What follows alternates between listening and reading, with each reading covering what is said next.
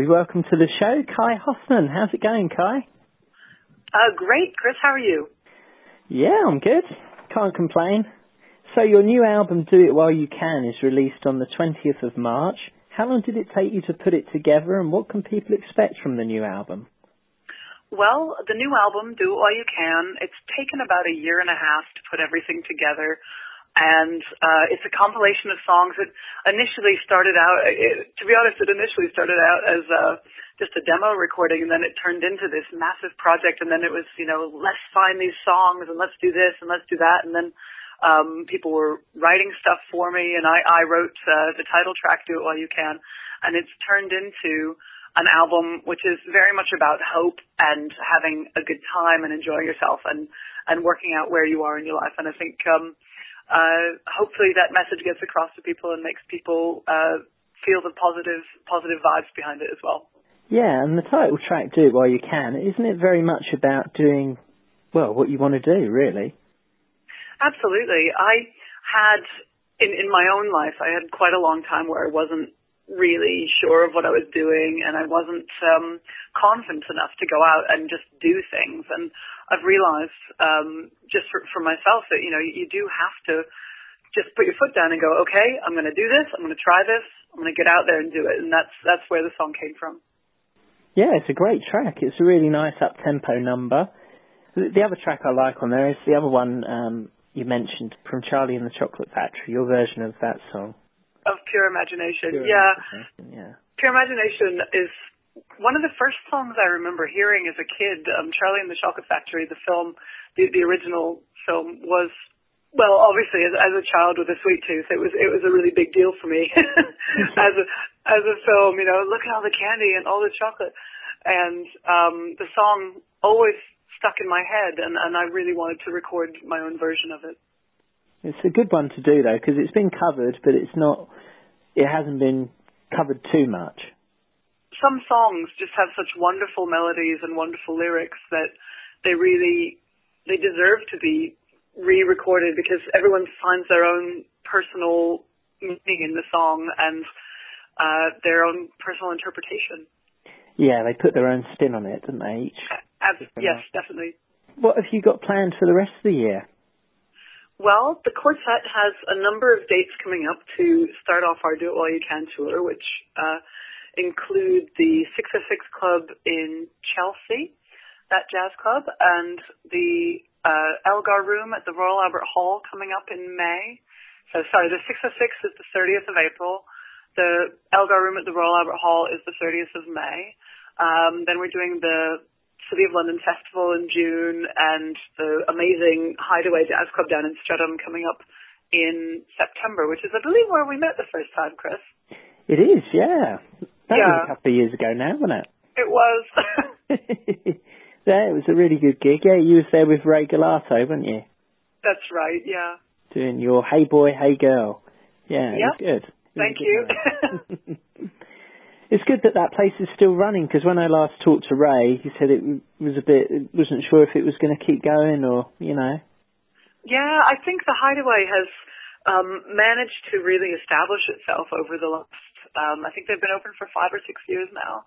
And they won the Parliamentary Jazz Award for Best Venue, I believe, last year. And the last few times I've been there, it's been really, really good audiences, and they do comedy and stuff as well. It's a really wonderful club. And it is a hideaway, because where it is, I mean, you wouldn't think it, would you, really? No, absolutely. But I guess the thing is that once you find a venue that's hidden away like that, it feels like a real achievement. Yeah, it does, yeah. And you want to go back because the music's great and you have a really good time. Yeah, and the Hideaway is really cool. I mean, it does feel like being in a New York jazz club. Yeah, it's got that feel, hasn't it?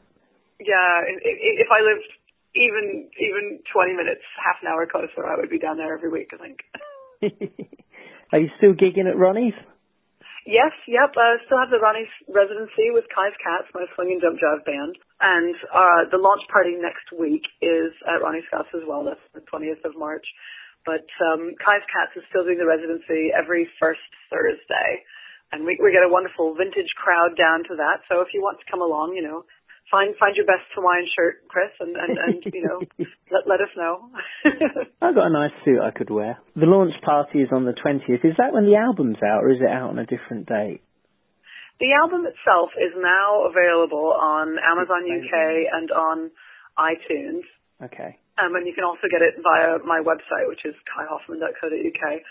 But the official party, and we're going to be playing the entire album live. It's actually a gig as well. Oh, so we're going to be playing through the whole album. We've got a French horn player who's coming in to play on some of the tracks, and the trumpet and the sax are going to play on the Do All You Can take. And it's going to be quite an event, I think.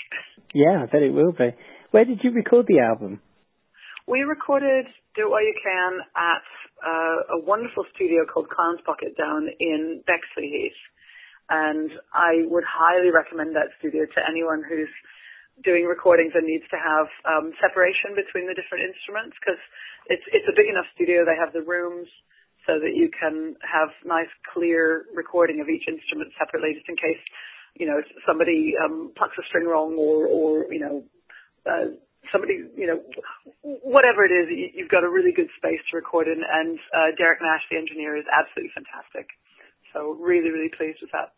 So was it difficult getting what you sing and play? It's old school jazz, but is it hard to get that sound on a record, harder than doing it live? I think one of the things that happens with a lot of albums, especially when it's a project that's very close to your heart, is they tend to get overworked. And it's so easy to get too picky about things being exactly right in this place and that place, and everything has to be so exact all the time.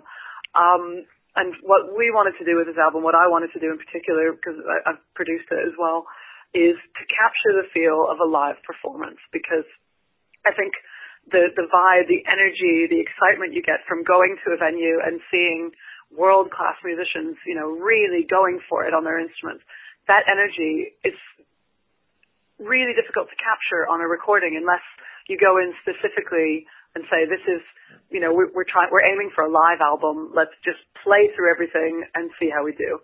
And that's pretty much what we did. Yeah, I mean, there can be a danger, can't there, of overdoing it and just tweaking too much. I think, yeah, and I think especially with jazz music, with my particular brand of jazz, it's really important for it to feel live, because the second you start to do too much work on it, it loses that sparkle, it loses the energy that you would get if you were actually watching it in a performance situation. So which two tracks would you like me to play from the album? Sure. Well, why don't we play the tracks that we were talking about? Let's do the laid-back one. I would definitely say Pure Imagination. And that one's even got a little bit of me playing French horn on it, thinking of overworking, but there's no way I can play French horn and sing at the same time, so nice. That was necessary. And let's do It While You Can to finish off, I think. Great. Well, thanks a lot for joining us on the show, Kai. Thank you very much, Chris. All the best. And I'll try and make the album launch party, because that sounds like a lot of fun. Brilliant. We'll see you then. See you, Kai. Okay, cheers then.